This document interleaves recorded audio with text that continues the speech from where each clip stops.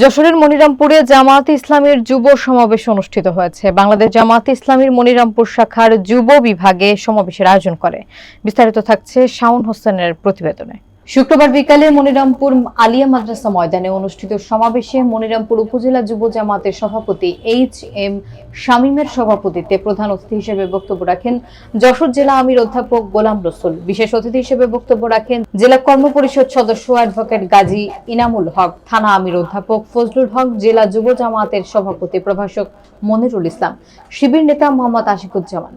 এ সময় বক্তারা বলেন, 53 বছর ধরে অনেক সরকার দেখেছি, অনেক নেতা দেখেছি, কিন্তু আমাদের ভাগ্যের পরিবর্তন আসেন না। তার কারণ রাজনীতি যারা করে তারা চোর, ডাকাত, চাঁদাবাজ, দেশের টাকা বিদেশে পাচার করে।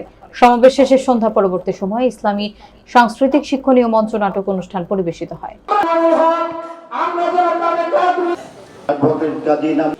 আজকের অনুষ্ঠানের কিন্তু বাংলাদেশের জনগণের ভাগ্যের পরিবর্তন হয়নি।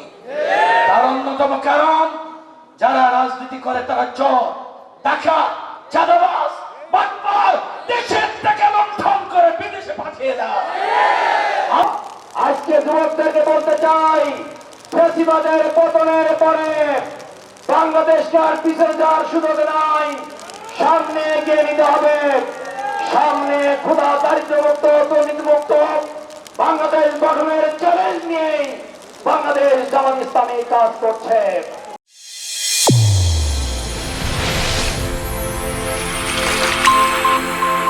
চ্যানেল A1 হৃদয়ের